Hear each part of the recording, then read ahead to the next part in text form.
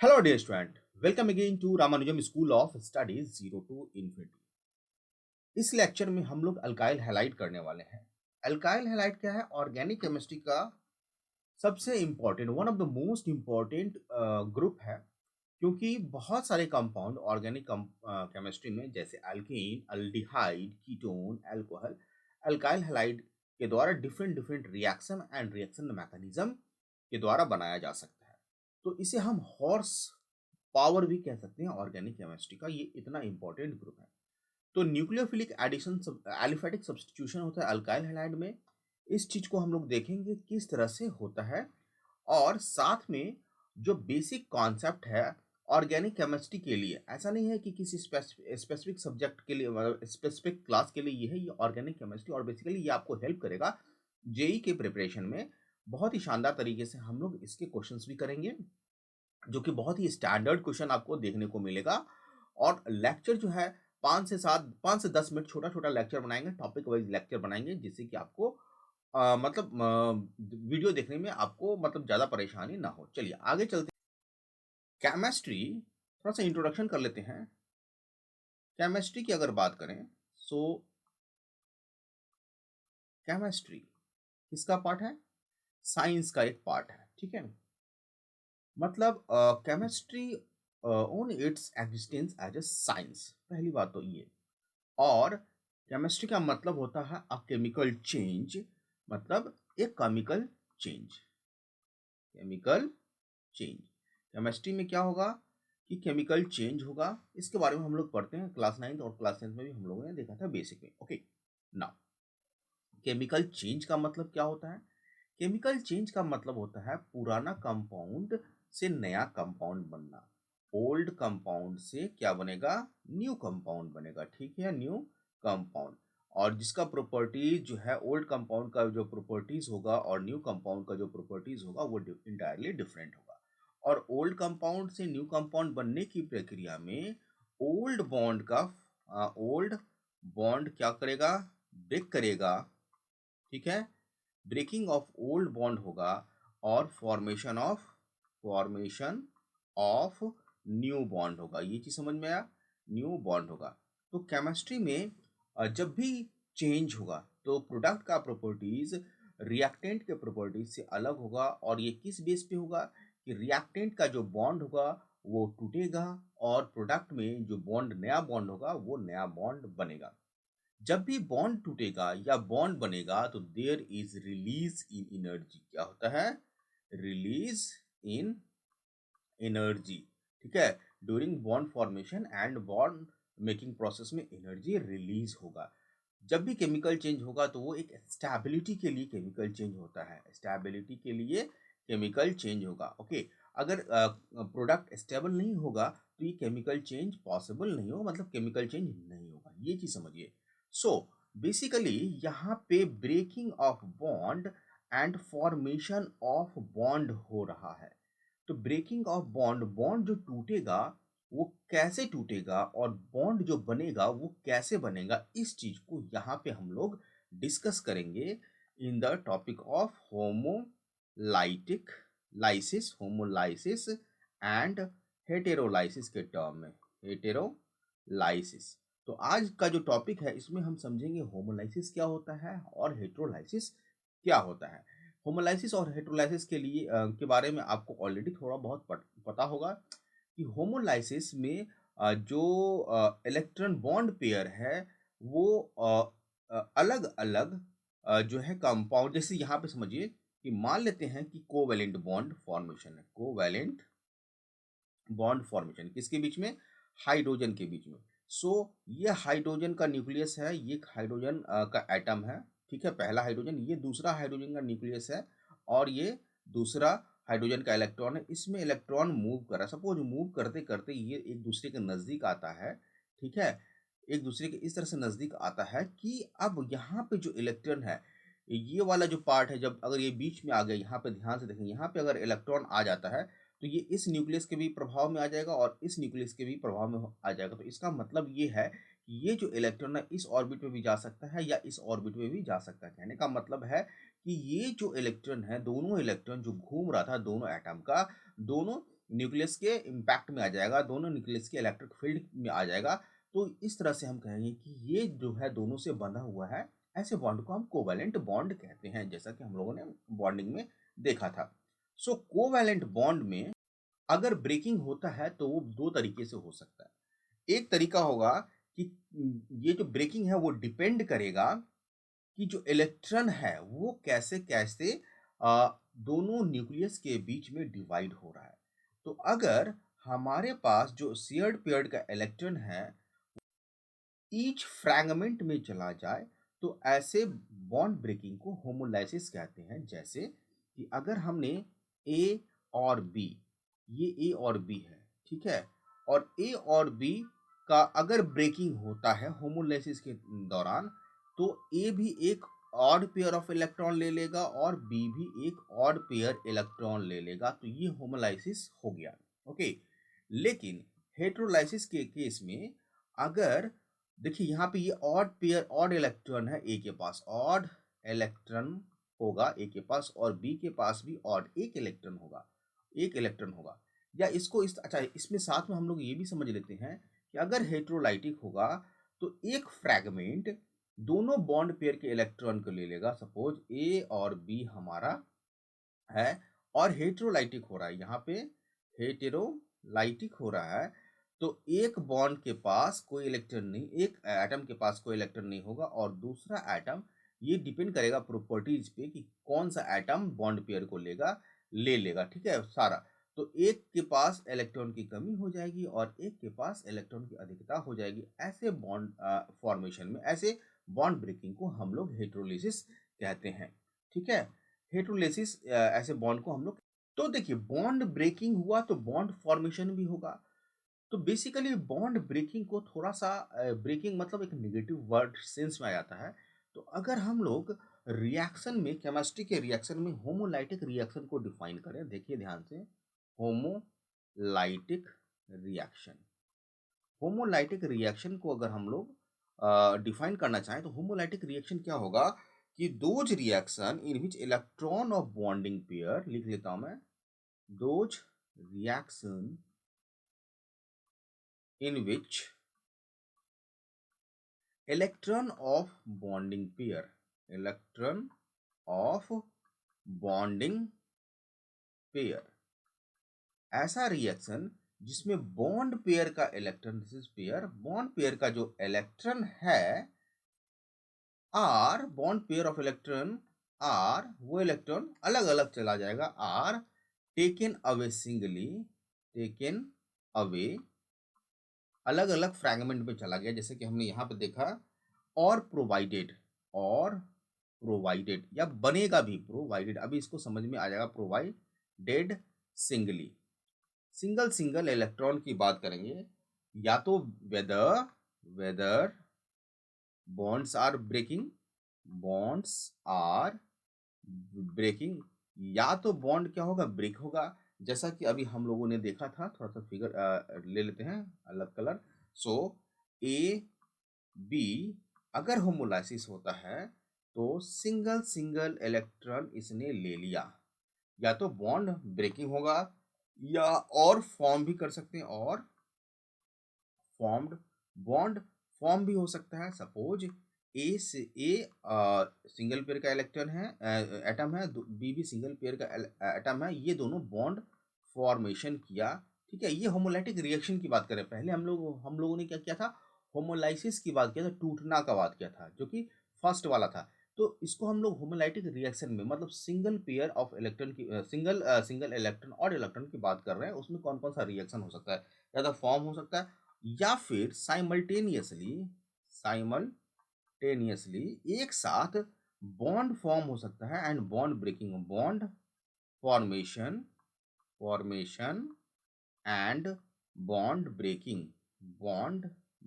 एक साथ bond formation हो सकता है या बॉन्ड ब्रेक हो सकता है। एग्जाम्पल, अगर सी एक एटम है जिसके पास अनपेयर्ड इलेक्ट्रॉन है और ए बी में शेयर्ड पेयर्ड इलेक्ट्रॉन है, तो क्या होगा, ए बी के बीच में जो शेयर्ड पेयर्ड इलेक्ट्रॉन है होमोलाइसिस के दौरान टूटेगा और सी के साथ ए बन जाएगा। ओके, सी के साथ ए बन जाएगा प्लस बी वाला निकल जाएगा। तो ये हमारा होमोलाइटिक रिएक्शन है, ठीक है। तो हर एक केस में यहाँ पे हम लोग देखते हैं कि क्या होगा कि each sorry each of the atom, यहाँ पे देखेंगे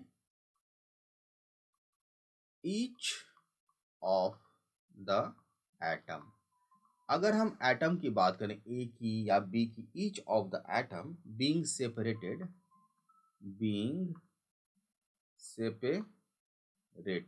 एक हर एक एटम सेपरेट होगा। Take one of the bonding electrons, takes one of the bonding electrons, bonding electron का एक एक इलेक्ट्रॉन ले लेगा, एंड each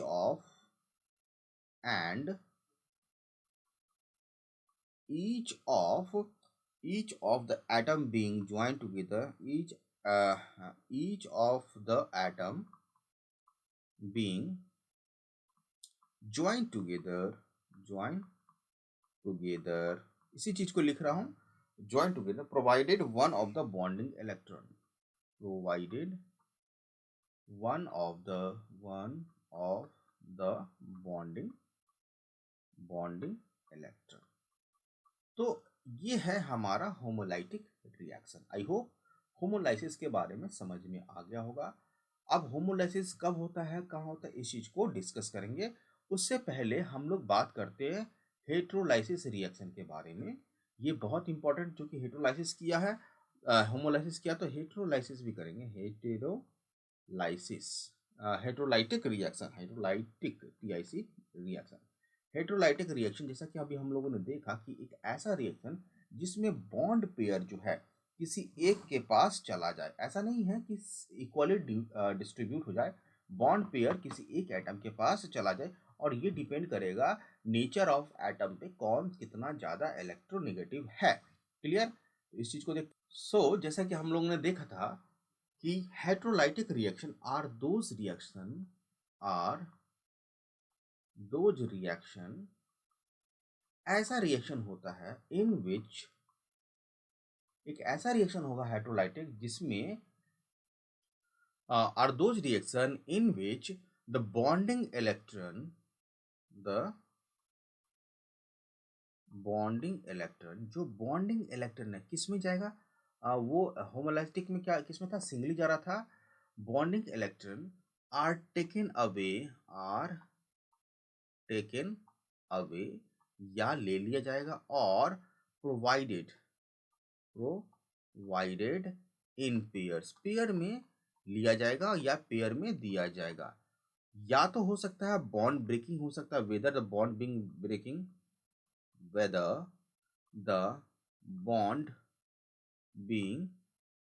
ब्रेकिंग, अगर बॉन्ड ब्रेक होता है, ध्यान से देखेंगे, नोट्स भी मैं यहाँ पे बना ही रहा हूँ।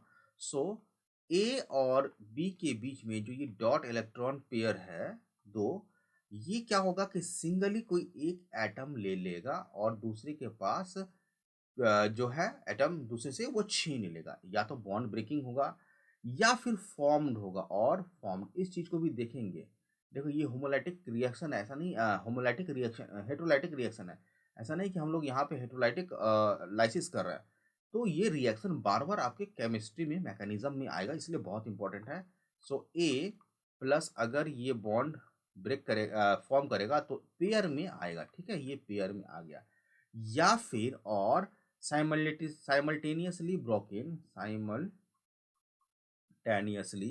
ब्रोकन, या तो साइमल्टेनियसली ब्रोक होगा और एंड फॉर्म, एक साथ ब्रोक हो सकता है, टूट सकता है, या फॉर्म्ड हो सकता है। ऐसे रिएक्शन को हम होमोलाइटिक रिएक्शन करेंगे।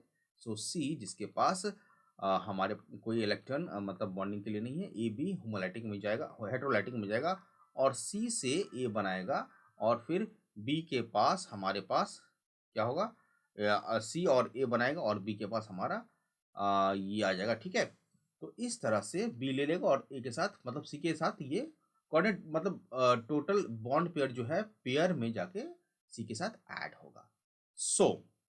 यहां से आपको एक चीज तो समझ में आ गया होगा कि होमोलाइसिस में जो इलेक्ट्रॉन है वो सिंगल होता है, ऑड इलेक्ट्रॉन होता है, और हेट्रोलाइसिस में जो इलेक्ट्रोड एटम लेगा वो पेयर में लेगा।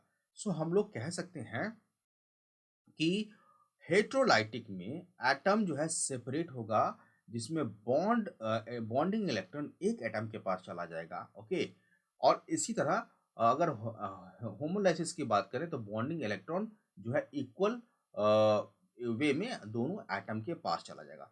सो होमोलाइसिस में अगर इक्वल जाएगा तो हम लोग लिख सकते हैं होमोलाइसिस। होमोलाइसिस जो है केमिस्ट्री ऑफ ऑड इलेक्ट्रॉन है, केमिस्ट्री ऑफ ऑड इलेक्ट्रॉन। जो होमोलाइसिस है इसका केमिस्ट्री होगा ऑड इलेक्ट्रॉन का, इलेक्ट्रॉन्स, ठीक है, इसको देख लेंगे। And heterolytic reaction is heterolytic reaction is chemistry of even electrons.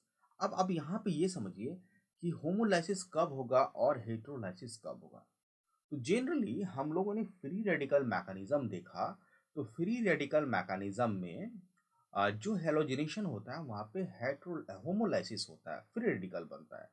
तो होमोलाइसिस जनरली गैसियस फेज में होता है। ये किस में होगा? होमोलाइसिस जनरली गैसियस फेज में होगा। अगर कोई भी रिएक्शन गैसियस मीडियम में है तो गैसियस फेज में होगा। और हेटेरोलाइटिक में देखिए यहाँ पे इलेक्ट्रॉन क्या होता है, पेयर में एक एटम से दूसरे एटम में चला जाता है, तो चार्ज सेपरेशन होता है। तो ये बेसिकली हमारा सॉल्यूशन फेज में होगा, आयनिक सॉल्यूशन के फेज में होगा। तो ये गैसियस फेज में होगा होमोलाइसिस, और ये हो जाएगा सॉल्यूशन फेज में, क्योंकि सॉल्यूशन फेज में आयंस का फॉर्मेशन होगा। राइट, आगे बढ़ते हैं। आई होप यहाँ तक समझ में आ रहा होगा। सो होमोलाइसिस में जो हम लोग डील करेंगे, जब भी करेंगे, तो या तो ये हमारा न्यूट्रल पार्टिकल होगा, होमोलाइसिस में गैसियस फेज में होगा। और चूंकि इलेक्ट्रॉन जो है इक्वली शेयर होगा तो होमोलाइसिस में जो फ्रैगमेंट बनेगा वो न्यूट्रल होगा। लेकिन हेटेरोलाइटिक में जो फ्रैगमेंट बनेगा, जो टूटेगा, ये हमारा चार्ज्ड होगा। ठीक है, चार्ज पार्टिकल होगा। ये सब चीज़ बहुत इंपॉर्टेंट है, ध्यान में रखना। पार्टिकल होगा, और ये चार्ज पार्टिकल क्या क्या हो सकता है, जो इलेक्ट्रॉन लेगा उसके कारण वो जो एटम होगा वो एनायनिक हो जाएगा, और दूसरा हमारा क्या हो जाएगा, पॉजिटिव हो जाएगा। ठीक है, तो एनायन भी हो सकता है और केटायन भी हो सकता है, मतलब पॉजिटिव और निगेटिव हमारा हो सकता है। सो केटायन और एनायन में हेटेरोलाइटिक डील होगा, और न्यूट्रल पार्टिकल में फ्री रेडिकल का फॉर्मेशन होगा। न्यूट्रल पार्टिकल हो गया, सो न्यूट्रल पार्टिकल में क्या बनेगा, फ्री रेडिकल। तो ये गैसियस फेज में होगा। ऑलरेडी हम लोग ने इस चीज को डिस्कस किया है। ओके, सो सो जो हमने हेलोजनेशन देखा था, क्लोरीनेशन एंड ब्रोमिनेशन, वो फ्री रेडिकल टाइप का रिएक्शन था। ओके, और चूंकि हेटेरोलाइटिक में चार्ज्ड पार्टिकल बनता है, सो चार्ज्ड पार्टिकल में हमारे पास एनायन होगा। एनायन में हमारे पास क्या होगा, इलेक्ट्रॉन पेयर होगा विथ निगेटिव चार्ज। तो इसे अगर रिएक्शन करना है तो हमें क्या चाहिए, पॉजिटिव पार्टिकल चाहिए, किसी भी पॉजिटिव कॉन्स्टिट्यूएंट, मतलब कोई अगर रिएक्शन है जिसके पास इलेक्ट्रॉन की कमी होगी वो चाहिए।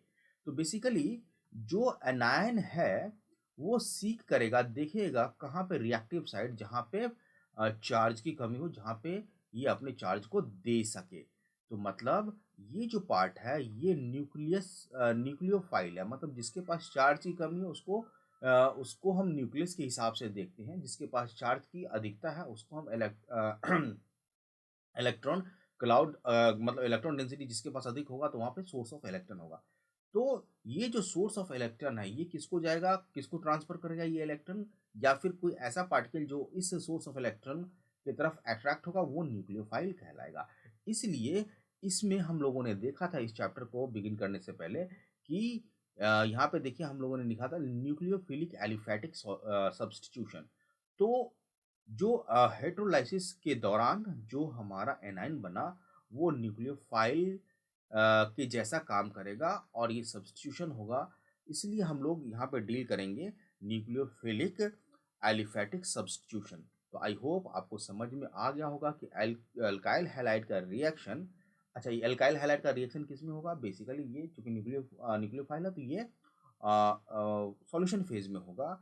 Nucleophilic substitution substitution reaction. तो नेक्स्ट चैप्टर में, नेक्स्ट लेक्चर में हम लोग समझेंगे रिलेटिव रेट ऑफ कॉम्पिटिशन किन किन बातों पे निर्भर करता है। सब्स्टिट्यूशन, न्यूक्लियोफिलिक एलिफेटिक सब्स्टिट्यूशन, सो न्यूक्लियोफिलिक सब्स्टिट्यूशन। ओके, तो नेक्स्ट लेक्चर में हम लोग relative rate of competing reaction को देखेंगे। इसके बाद हम लोग फंक्शनल ग्रुप के हिसाब से अल्काइल हैलाइड को स्टार्ट करेंगे। ये हमारा बेसिक है। चलिए आज के लिए इतना ही रखते हैं, मिलते हैं नेक्स्ट लेक्चर में। Have a nice day. जय हिंद।